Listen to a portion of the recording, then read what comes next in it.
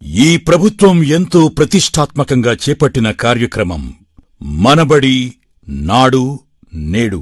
రాష్ట్రంలోని విద్యార్థులందరికీ నాణ్యమైన విద్యను అందించడమే ప్రభుత్వ ధ్యేయం. పాఠశాలల రూపురేఖలు మార్చడం, మెరుగైన మౌలిక సదుపాయాలు కల్పించడం, అభ్యాసన ఫలితాలు పెంచి బడి బయట ఉన్న బాలబాలికల సంఖ్యను తగ్గించాలన్నదే ప్రభుత్వ లక్ష్యం. మనబడి నాడు నేడు అనే ఒక వినూత్నమైన కార్యక్రమాన్ని 2019 నవంబర్ 14న ప్రకాశం జిల్లా ఒంగోలులో నాడు నేడు కార్యక్రమాన్ని లాంఛనంగా ప్రారంభించడం జరిగింది. మొదటి దశలో 15,715 పాఠశాలల్లో 10 అంశాలతో కూడిన మౌలిక వసతుల కల్పన చేపట్టడం జరుగుతోంది.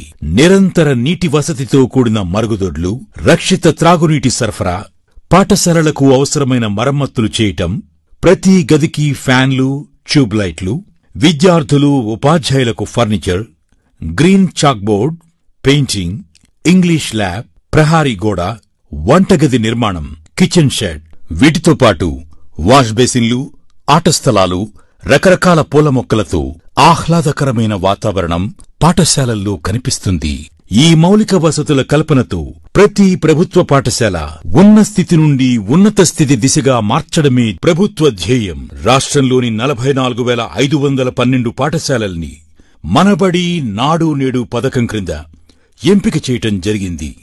మన రాష్ట్రంలోని 13 జిల్లాల్లో మచ్చుకు కొన్ని పాఠశాలల్లో నాడు నేడు అమలు జరుగుతున్న తీరును ఒకసారి పరిశీలిద్దాం.